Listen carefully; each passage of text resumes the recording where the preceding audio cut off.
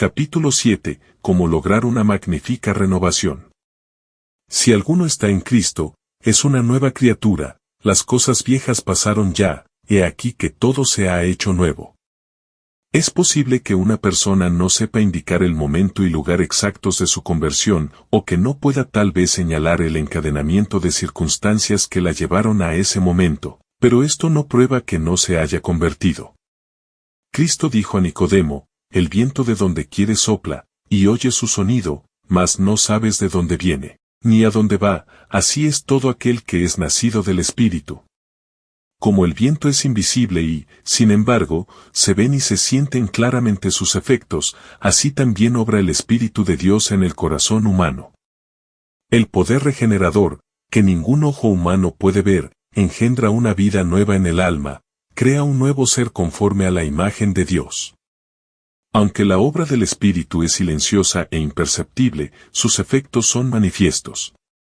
Cuando el corazón ha sido renovado por el Espíritu de Dios, el hecho se revela en la vida. Si bien no podemos hacer cosa alguna para cambiar nuestro corazón, ni para ponernos en armonía con Dios, si bien no debemos confiar para nada en nosotros mismos ni en nuestras buenas obras, nuestra vida demostrará si la gracia de Dios mora en nosotros. Es cierto que puede haber una conducta externa correcta sin el poder renovador de Cristo.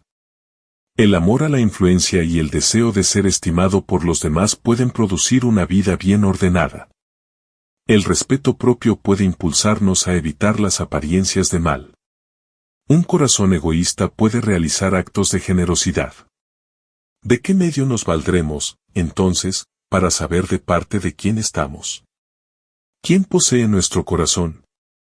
¿Con quién están nuestros pensamientos? ¿De quién nos gusta hablar? ¿Para quién son nuestros más ardientes afectos y nuestras mejores energías? Si somos de Cristo, nuestros pensamientos están con Él y le dedicamos nuestras más gratas reflexiones. Le hemos consagrado todo lo que tenemos y somos. Anhelamos ser semejantes a Él, tener su espíritu, hacer su voluntad y agradarle en todo. Los que llegan a ser nuevas criaturas en Cristo Jesús producen los frutos de su espíritu, amor, gozo, paz, longanimidad, benignidad, bondad, fidelidad, mansedumbre, templanza. Ya no se conforman con las concupiscencias anteriores, sino que por la fe siguen las pisadas del Hijo de Dios. Reflejan su carácter y se purifican a sí mismos como Él es puro. Aman ahora las cosas que en un tiempo aborrecían, y aborrecen las cosas que en otro tiempo amaban. El que era orgulloso y dominador es ahora manso y humilde de corazón.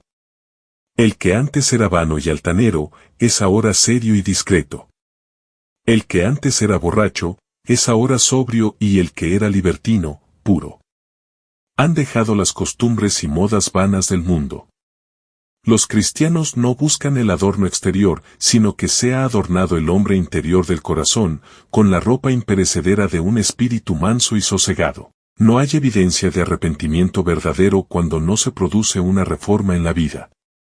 Si restituye la prenda, devuelve lo que haya robado, confiesa sus pecados y ama a Dios y a su prójimo, el pecador puede estar seguro de que pasó de muerte a vida. El sendero que antes nos parecía cubierto de tinieblas brilla ahora con los rayos del sol de justicia. La hermosura del carácter de Cristo ha de verse en los que le siguen. Él se deleitaba en hacer la voluntad de Dios. El poder que predominaba en la vida de nuestro Salvador era el amor a Dios y el celo por su gloria. El amor embellecía y ennoblecía todas sus acciones. El amor es de Dios, el corazón inconverso no puede producirlo u originarlo.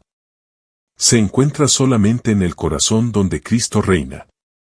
Nosotros amamos, por cuanto Él nos amó primero. En el corazón regenerado por la gracia divina, el amor es el móvil de las acciones. Modifica el carácter, gobierna los impulsos, restringe las pasiones, subyuga la enemistad y ennoblece los afectos. Este amor atesorado en el alma endulza la vida y derrama una influencia purificadora sobre todos los que están en derredor. Hay dos errores contra los cuales los hijos de Dios, particularmente los que apenas han comenzado a confiar en su gracia, deben guardarse en forma especial. El primero, en el cual ya se ha insistido. Es el de fijarnos en nuestras propias obras, confiando en algo que podamos hacer para ponernos en armonía con Dios. El que está procurando llegar a ser santo mediante sus esfuerzos por observar la ley, está procurando una imposibilidad. Todo lo que el hombre puede hacer sin Cristo está contaminado de egoísmo y pecado. Solo la gracia de Cristo, por medio de la fe, puede hacernos santos.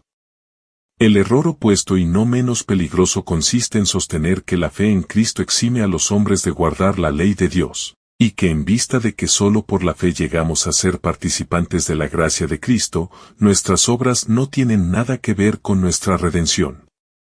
Nótese, sin embargo, que la obediencia no es un mero cumplimiento externo, sino un servicio de amor. La ley de Dios es una expresión de la misma naturaleza de su autor, es la personificación del gran principio del amor, y es, por lo tanto, el fundamento de su gobierno en los cielos y en la tierra. Si nuestros corazones están renovados a la semejanza de Dios, si el amor divino está implantado en el alma, ¿no se cumplirá la ley de Dios en nuestra vida? Cuando el principio del amor es implantado en el corazón, cuando el hombre es renovado a la imagen del que lo creó, se cumple en él la promesa del nuevo pacto: pondré mis leyes en su corazón, y también en su mente las escribiré. ¿Y si la ley está escrita en el corazón, no modelará la vida? La obediencia, es decir, el servicio y la lealtad que se rinden por amor, es la verdadera prueba del discipulado. Por esto dice la Escritura: este es el amor de Dios, que guardemos sus mandamientos.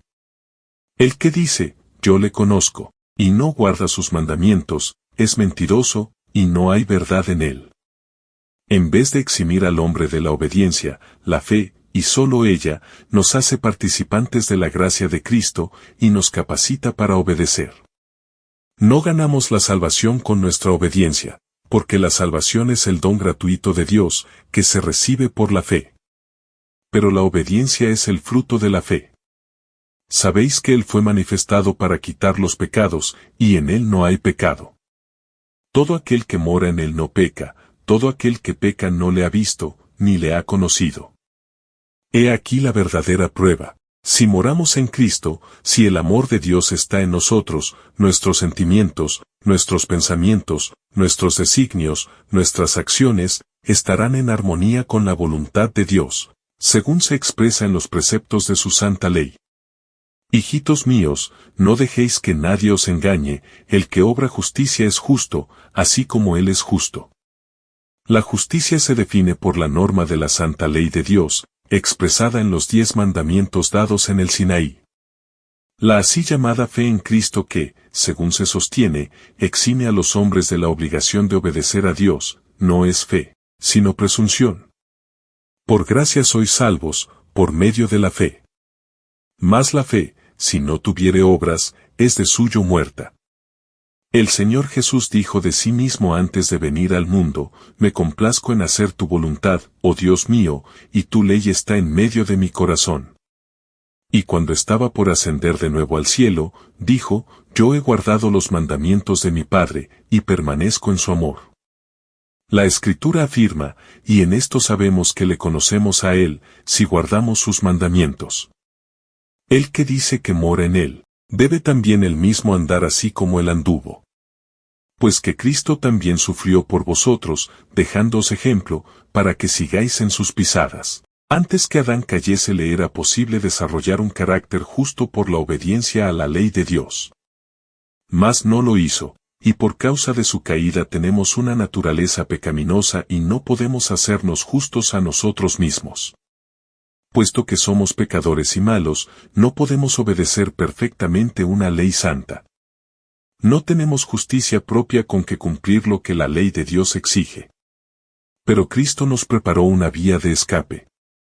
Vivió en esta tierra en medio de pruebas y tentaciones como las que nosotros tenemos que arrostrar. Sin embargo, su vida fue impecable. Murió por nosotros, y ahora ofrece quitar nuestros pecados y vestirnos de su justicia. Si os entregáis a Él y le aceptáis como vuestro Salvador, por pecaminosa que haya sido vuestra vida, seréis contados entre los justos, por consideración hacia Él.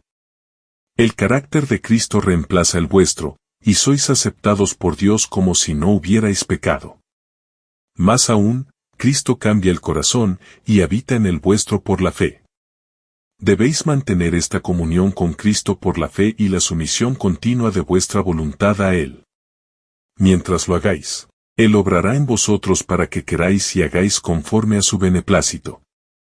Así podréis decir, aquella vida que ahora vivo en la carne, la vivo por la fe en el Hijo de Dios, el cual me amó, y se dio a sí mismo por mí. Así dijo el Señor Jesús a sus discípulos, no sois vosotros quienes habláis, sino el Espíritu de vuestro Padre que habla en vosotros. De modo que si Cristo obra en vosotros, manifestaréis el mismo Espíritu y haréis las mismas obras que Él, obras de justicia y obediencia.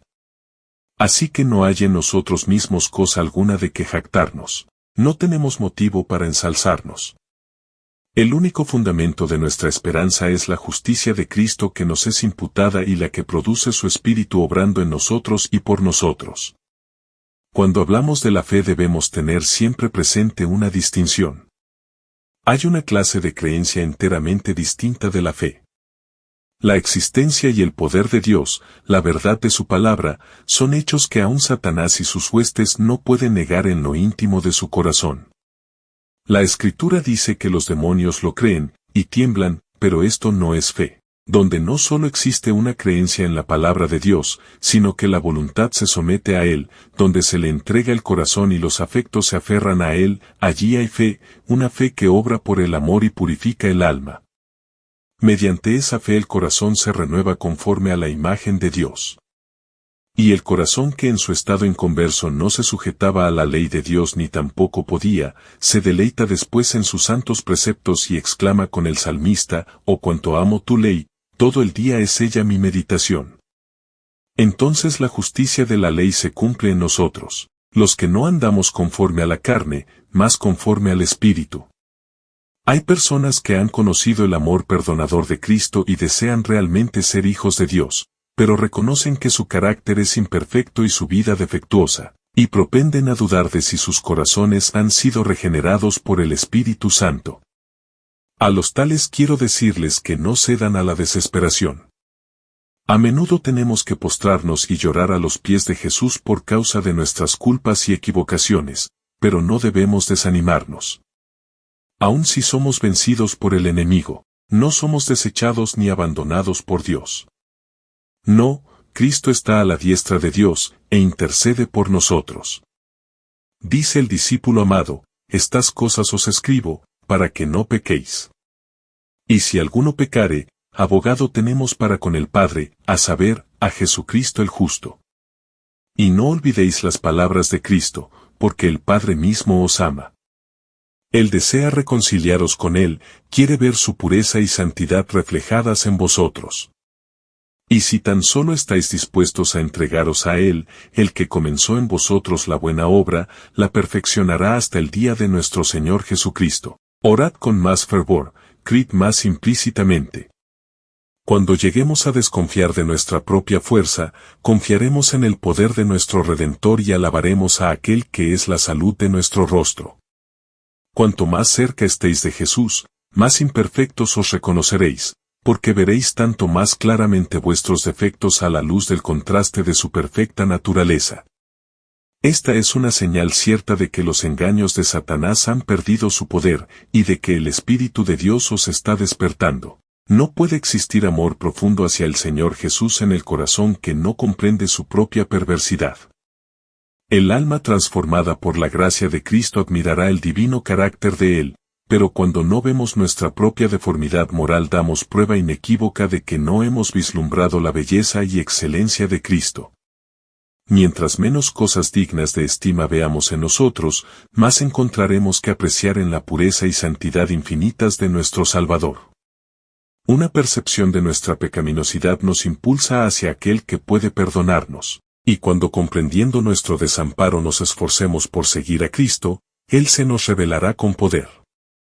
Cuanto más nos impulse hacia Él y hacia la palabra de Dios el sentimiento de nuestra necesidad, tanto más elevada visión tendremos del carácter de nuestro Redentor y con tanta mayor plenitud reflejaremos su imagen.